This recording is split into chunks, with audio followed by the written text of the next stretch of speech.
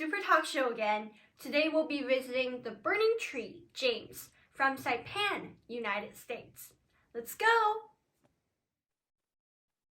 Hello, James. Welcome to Super Talk Show. It's great to have you today. Hello. Hi. So you are joining us from Saipan right now, which is far, far away. Can you talk to us a little bit about the culture there, as well as, what's going on there? How does it look like?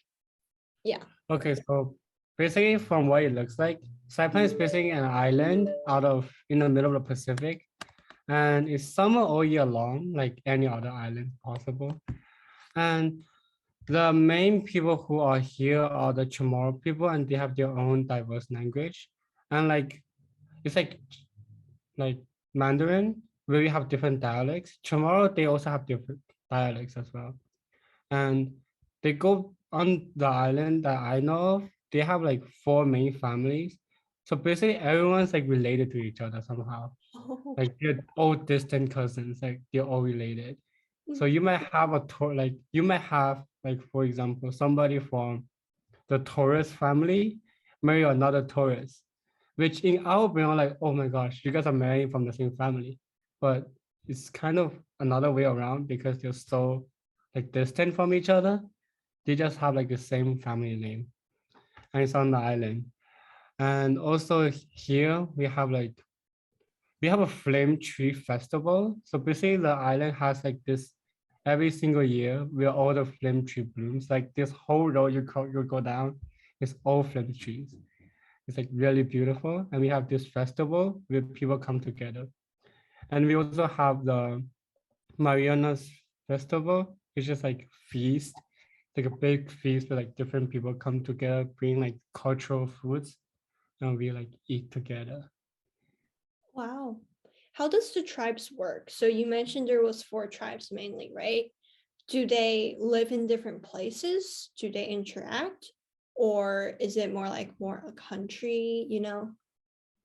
So because I think I'm not sure because I haven't really studied into the history of our island, but like because of the times now, like times are progressing and like people are moving around, the tribes are like more scattered out around the island. Mhm. So it's not really focused in one place. And everyone is sort of like cool with each other. It's not like, oh, I'm this tribe and you're that tribe, you're against you. Mhm. Everyone's like living in peace. Mhm. Got it. So you mentioned a little bit about your plum tree festival and also another festival, like a feast, which sounds pretty cool. But how has COVID-19 really impacted Saipan? It's very far away, so we don't really know too much. And will there be festival this year or otherwise?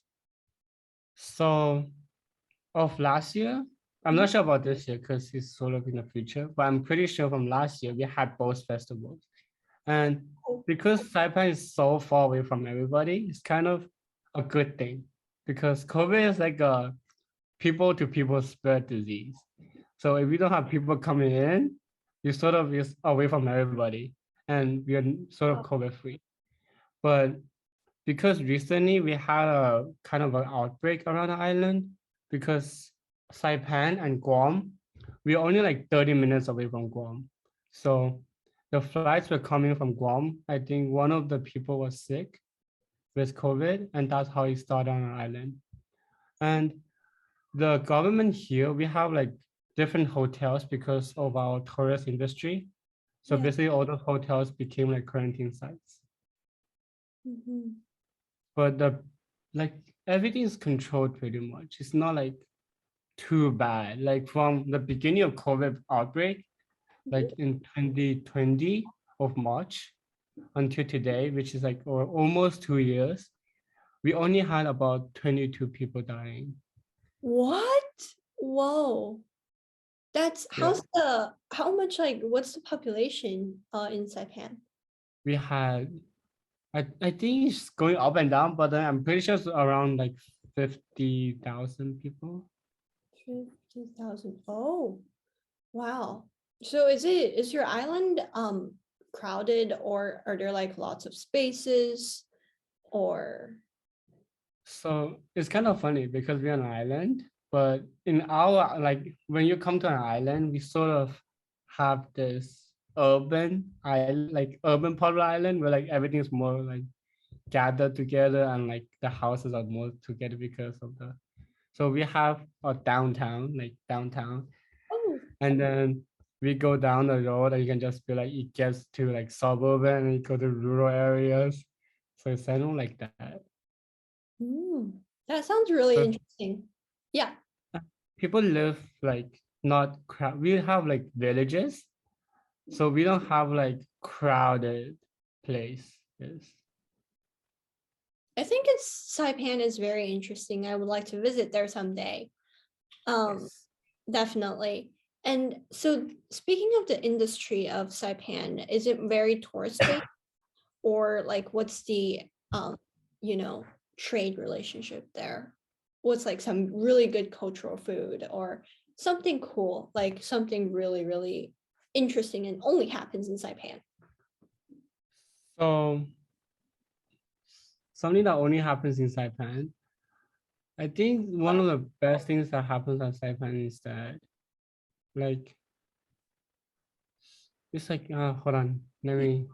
I think it's There's a still so much things dark. to tell about Saipan, Yeah. but like the on economic wise, everything on the island because we don't have manufacturers on island, so we don't have factories. So Okay. we're sort of pollution free in that way. Yeah, and everything is imported from outside. Mm, That's one of the trade, I guess. And then it's tourist industry. We have like a really good tourist industry. And something really unique about Saipan is that you don't like it's not too far from like Asia countries. yeah. So when you come to Saipan, you just come here for a short bit and you go back. It's not like too much of a work for you. And it's sort of really away from everyone. It's like where you just feel like peace. Like even if you're hearing like somewhere like is fighting or like some places or like the government is having their issues, and we're just like, well, it's not really our business because it won't affect us. Mm-hmm. Got it. So Saipan is, can you give us like a little information about Saipan? Isn't it part of the United States? Or Okay, yeah. yeah. So, but Saipan is a place where like if you're born on this island, you're automatically a US citizen. Mm-hmm. So we are like the full name of Saipan belongs to the Commonwealth of the Northern Marianas Islands. Oh, that's something special about Saipan. We are right next to the Marianas Trench. So it's like the deepest trench in the world. So if you go out into the ocean about like 1,000 miles or so, you go to the deepest part of the trench. So we're No. really close to the trench. So yeah, that's why we call them Marianas because we are right next, like you wait. That trench is called the Marianas Trench because it's right next to the Marianas. Whoa. Does that mean it's very easy to drown there if you're not a good swimmer? No, so like we have a coastline, which is really cool because the coastline after you cross the coastline, the ocean like drops like a few hundred feet. But Yeah. as long as you're within the coastline, it's like around 10 feet in depth. Like I think 10 or 20 feet in depth, or even deeper. But like if you're like there's of course you don't I don't like as of today, of the people that I know drowning, I know one. Okay. But, Okay. Um, but like only one. But like compared to other places, they don't drown more often. I okay. guess. Have you ever been to the trench? Have you ever swum there? You know, We visit. can swim through the trench, it's too far from the island. Oh, okay. So Uh, guys, we're like it's like in deep sea, deep ocean. It's not like swimmable, I guess. swimmable. Okay. I think we just made up that word, but all right. Yes. Yeah. So can you talk to us a bit about your MUN experience there? So, Saipan, I've heard that you've been teaching MUN there to little kids, which is super educational, and you have definitely a wealth of knowledge of MUN. Um, so how does that work? How did you find the opportunity? So basically, like everyone didn't really start on like everyone wasn't known to the island or the Marianas until my ninth grade year. So in my ninth grade year, a couple of our school's members, like our school students, they saw this opportunity and they actually went to Korea for a Korea competition. And when they got back, they sort of believed that this is something that should be done on the island as well. Definitely. So we started with 7 people, and by the fourth year, right now, we're looking around 100 people. That's like just on the island. Whoa, 100 So people in one yes, yeah. So it's not really considered one club because the 100 people came from different schools. club. So So I came from SIS, which is Saipan International School. That's where all of these started. And then we went to different schools asking, do you want to join this? Do you want to join this? Right now we started with one school. Now we have like around 9 schools. And each school has around like 10 people. So it's like 100 students. And we had our first island-wide competition last year. Look, I think the most coolest thing about MUN is that it's not really, I'm not gonna say it's not supported by any adults because of course there's counselors, but most of the work that is done is through the students. Right. So it's all the student teaching, the student organizing like getting the names of the students who's gonna compete and like competition. Like even like the venue arrangement is mostly done by the students. Wow. Even sponsorships is done by the students. Wow. That's really cool. So it's a very student-led club in your area. All right. And so how did you came about teaching, young kids? Because I think that's a very inspiring part about MUN, sharing and educating each other. So, okay, so last year when we really started spreading different schools, I finally got to experience what it's like to be a teacher and to understand why my teacher sometimes is so mad at me. So it's like taking a different perspective in things, which is really funny because I would be a student from like 7 to 2, and then I would be a teacher from like 2 to 5. And then Wow. the switch of character is just something so new to me. It's like, so of course, anybody who started new, they're like, why can't you just understand this? It's not that easy. Like, it's not that hard. And it's like, why can't you just like simply listen? But then as you like gone by a week or two, you realize like, oh, they're basically the same as me. Like they don't like, if I don't listen in class, why would they listen in class? Mhm. But then, so that also gave me like a new understanding of like education because like I sometimes we complain about like, oh, why is that teacher like acting that specific way? Like we don't really like go like it's really hard for us to look into the teacher's perspective. But then from MUN, I really learned that sometimes when students are like really bad, you gotta be like kind of mean to them so like they know that okay, this is serious. Yeah, definitely. And actually, a good news came about, I think, last year or this year.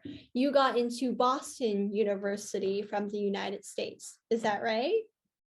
Yes. So cool. But, So how did you go through the application process, as an international? Wait, would you apply international or domestic?